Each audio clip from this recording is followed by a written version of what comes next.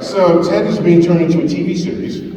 Should come out pretty soon. The creative mind behind Ted is Seth MacFarlane. We are friends because he was an executive producer of Cosmos.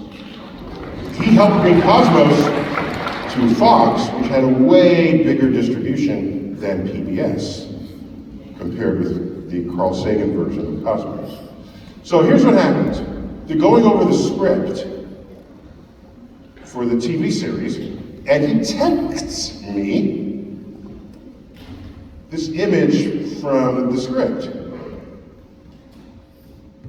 Okay?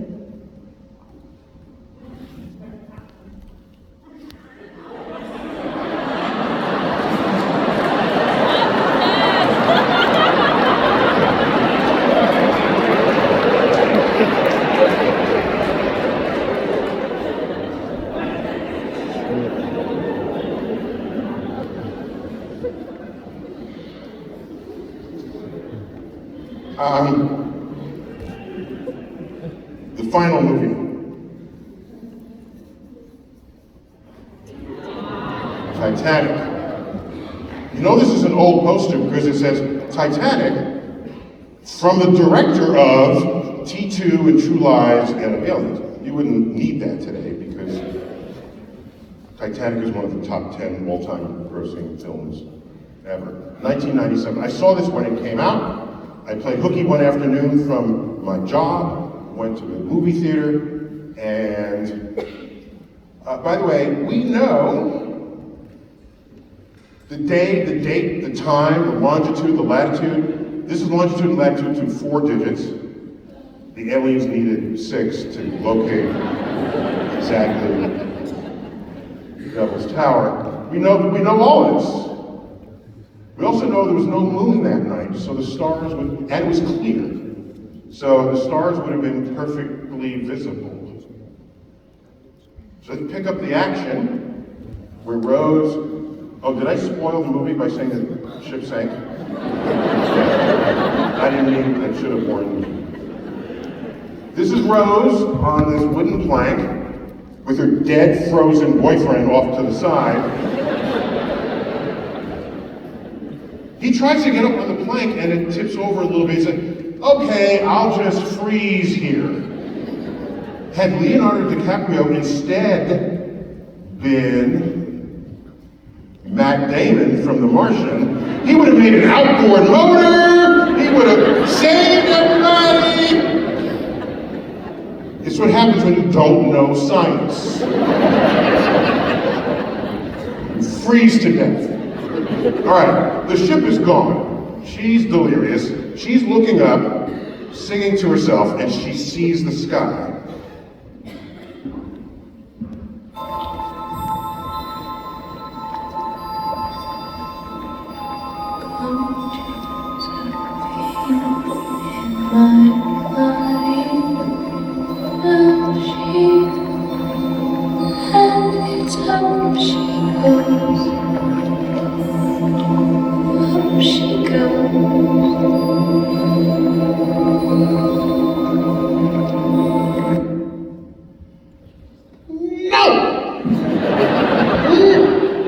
I'm in the movie theater and I see that sky, and I go apoplectic.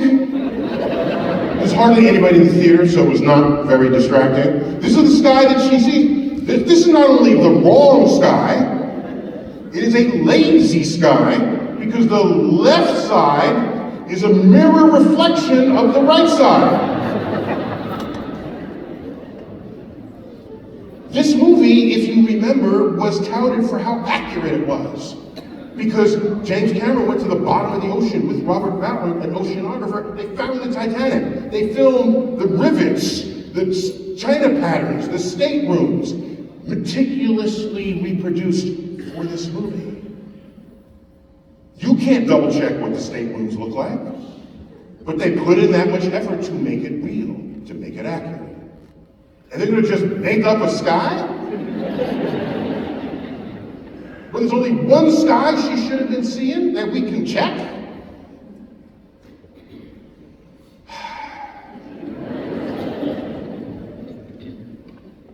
I got back to my office, I pulled out my fanciest letterhead. Herr Dr. Grand Poobah, director of the planetarium, Neil deGrasse Tyson, and I wrote to his people. I said, Mr. Cameron, how could you possibly, why? No reply. A few years later, I'm serving on the board of NASA. We're having a gathering, and NASA invited well-known explorers and visible people as influencers, before that word really was defined yet. But that's what they were, and James Cameron was one of them. So I'm sitting at the table with James Cameron. I said, Mr. Cameron, I wrote to you. Did you get? He said, no, I didn't. I said, well, here's what. Why? And he said, the sky was done in post-production, and so he didn't see that. But he's a perfectionist, so this had to get. What's the term about your craw getting in something? Stuck in. What is a craw? Is it? Oh, chickens have craws. I did not know that.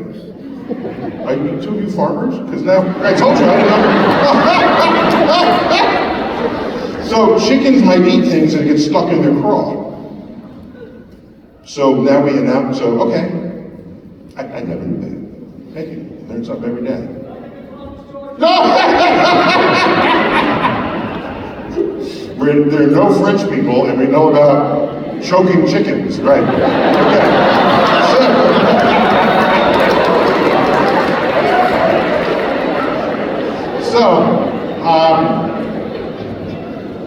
So I wanted him to sort of grovel at my feet for forgiveness, and he simply passed it off and said it was a post-production thing. So I'm still bugged by this. Years later, I think it was Wired magazine was giving him an award, renting the space of the Hayden Planetarium as an evening event. As a courtesy, they called me up and said, we are honoring James Cameron tonight in this ceremony. Would you like to join it? And I said, is Cameron going to be there? They said, yes. I said, I'm in. Now he's in my space, all right? So, we're there, they give him the award, then we go out to dinner. There's 8 of us. The wine is pouring. And I say, Jim, how could you possibly do this to the sky? Then he replied, last I checked, Titanic worldwide has grossed more than $1 billion. Imagine how much more it would have earned had I gotten the sky correct.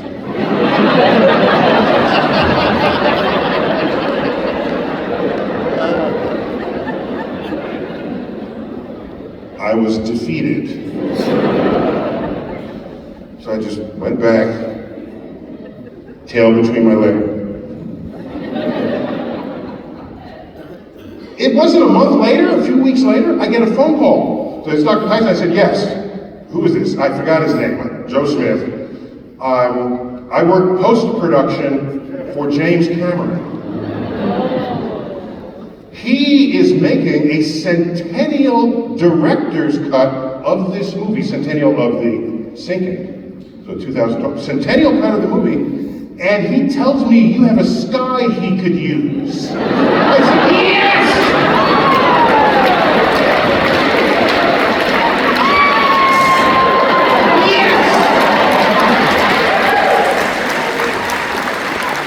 Damn right I got a sky he could use.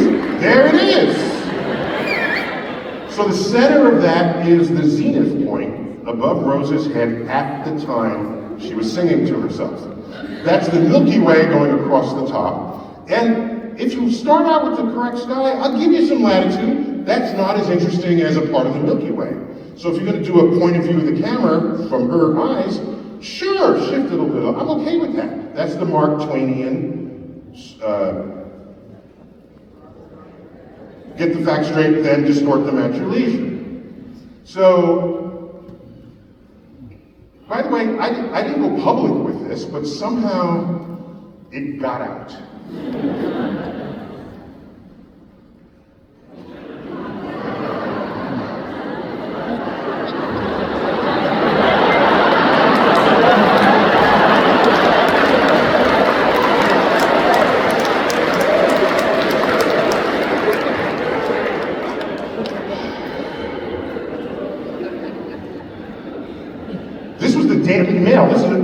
London is an English newspaper, right? This got out, but then it didn't stop. It was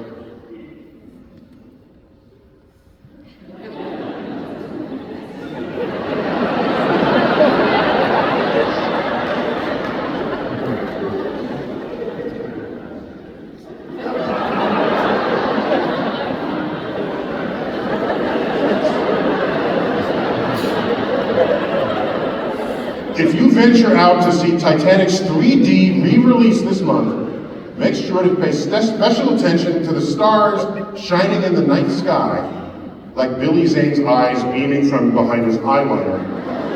Tyson went through a lot of trouble to make sure director James Cameron made those stars as scientifically accurate as DiCaprio's drawing of a boob.